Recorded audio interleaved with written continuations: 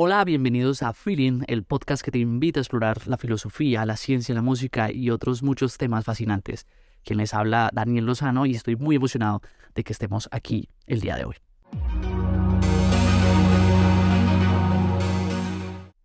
El libro Eichmann en Jerusalén fue escrito por la filósofa política Hannah Arendt y fue publicado en 1963.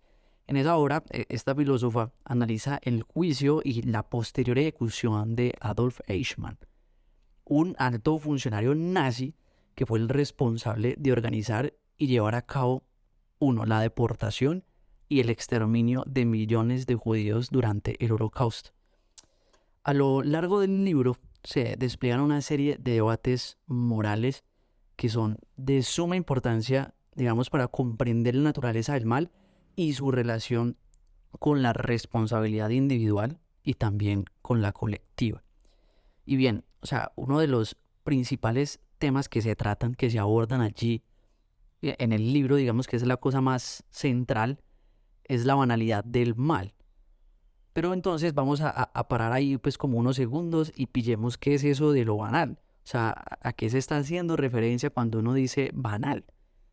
Y bueno, esa palabra tiene un origen francés y se usa normalmente para calificar que algo es como superficial o que algo es insignificante.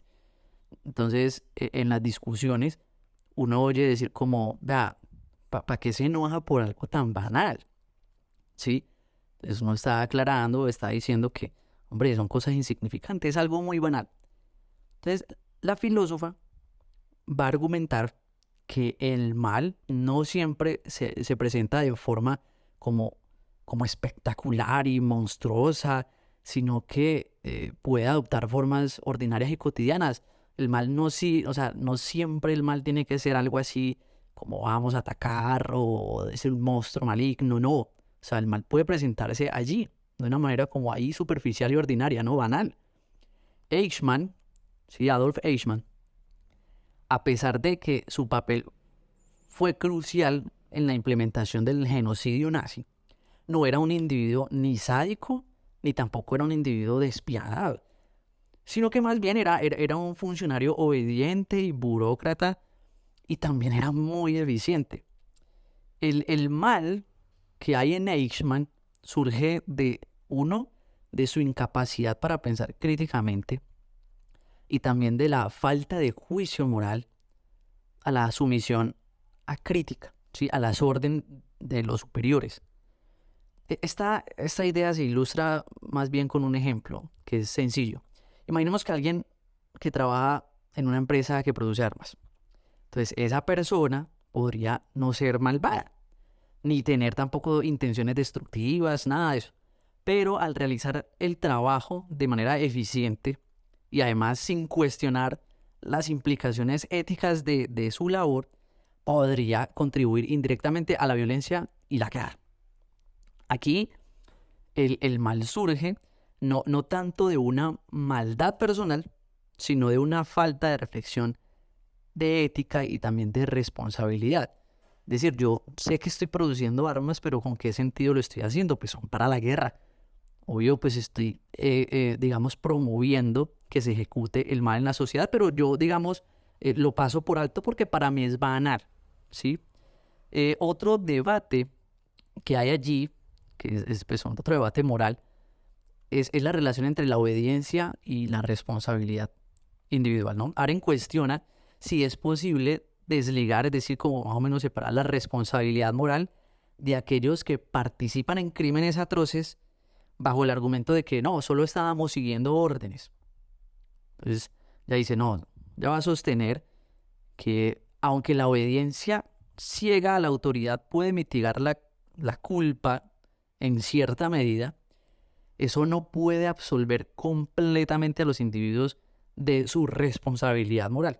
Incluso en situaciones extremas, cada individuo mantiene la capacidad de ejercer su juicio moral y tomar decisiones éticas.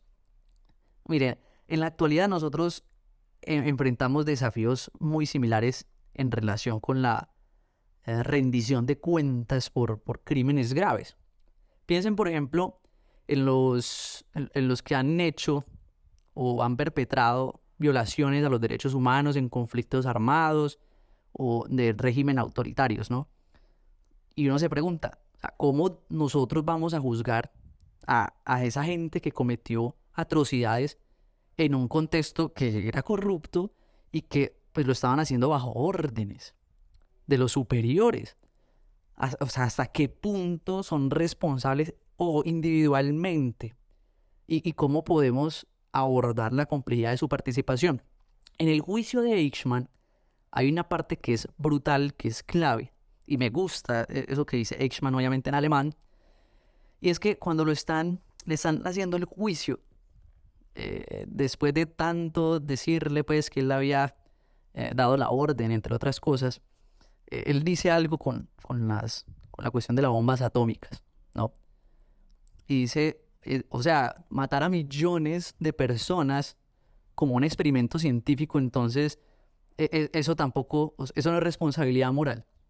O sea, le estaba criticando que, hombre, pues si a mí se me condena, ¿por qué también no condenan a gente, ¿cierto? Que siguiendo órdenes ha hecho el mal incluso a muchas más personas de las que dejó el genocidio nazi, ¿no? Para ilustrar ese punto, consideremos un ejemplo mucho más cercano a nuestra vida. Hay un empleado de una empresa que recibe la orden de falsificar informes financieros para encubrir actividades ilegales. Normal. Y aunque esa persona podría argumentar que solo estaba siguiendo órdenes de los superiores, la decisión de participar en el engaño implica una elección moral individual. O sea, él sabe que eso está mal, pero igual participa. Y la responsabilidad recae obviamente en el individuo, independientemente de las órdenes recibidas, y se le puede exigir rendir cuentas por sus acciones. Yo no sé si ustedes aquí en Colombia, ¿cierto? Hemos escuchado muchas noticias de las masacres, de los falsos positivos, de muchas cosas que han sucedido. Y posiblemente al cuestionar a muchos de los soldados de parte y parte, ¿no? Ellos pueden decir, yo solo estaba siguiendo órdenes. Tal vez ellos no se dan cuenta del mal que están haciendo, solo la orden es matar. Hay que hacerlo. Si la orden es hacerlo, hay que acabar con todo. Y usted se enceguece, se pone un velo y simplemente lo hace porque está siguiendo órdenes. Pero, hombre, o sea, a usted se le pueden exigir rendir cuentas porque usted sabe que eso está mal, por más que le hayan dicho lo que le ordenaron, ¿no? En la actualidad, pues uno al reflexionar y comparar el caso de Eichmann con eventos contemporáneos, ¿sí? Nosotros encontramos que los debates morales planteados por la filósofa Arendt siguen siendo muy, muy relevantes. O sea, a menudo nos enfrentamos a situaciones en las que se exige nuestra obediencia a autoridades o sistemas, pero es esencial recordar, sí, que la obediencia no nos va a eximir de la responsabilidad individual y moral. La historia está plagada de ejemplos en los que individuos han participado en atrocidades y también en injusticias debido a su conformidad acrítica, es decir, distante con las normas establecidas. Y algo muy que también surge, ¿cierto? Que es muy interesante con todo esto de la tecnología y la información, nosotros también enfrentamos desafíos éticos y morales.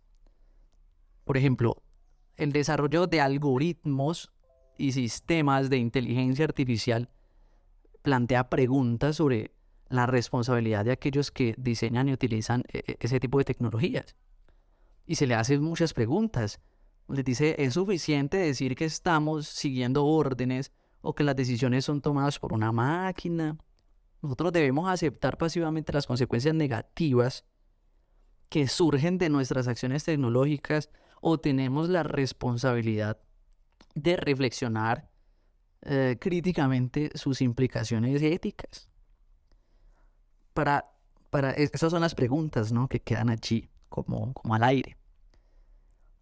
Para ir terminando, sí, para irle dando finalización a este episodio, el libro de Eichmann en Jerusalén de esta filósofa Hannah Arendt, nos invita primero a considerar los debates morales y éticos que han surgido en el contexto del mal y la responsabilidad individual.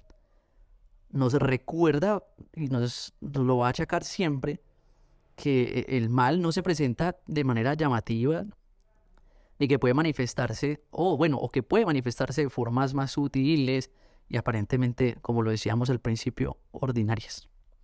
Y ojo, otra de las cosas más puntuales es que la obediencia no puede exhibirnos. Recuerden bien eso, o sea, nosotros podemos seguir órdenes, pero eso no nos exime de nuestra responsabilidad moral que cada individuo tiene la capacidad de ejercer.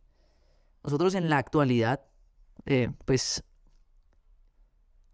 estos debates, ¿cierto? Estos debates siguen siendo muy relevantes porque nos enfrentamos a veces en situaciones en las que se nos exige obedecer órdenes y seguir normas establecidas, incluso cuando pueden entrar en conflicto con nuestros valores y principios éticos. Es importante también recordar que siempre vamos a tener responsabilidad de reflexionar críticamente y de tomar decisiones éticas, incluso en situaciones difíciles y presiones sociales o institucionales. Y solo así podremos evitar repetir esos errores del pasado y construir un mundo mucho más justo y mucho más ético. Muchas gracias. Ese fue el episodio de hoy.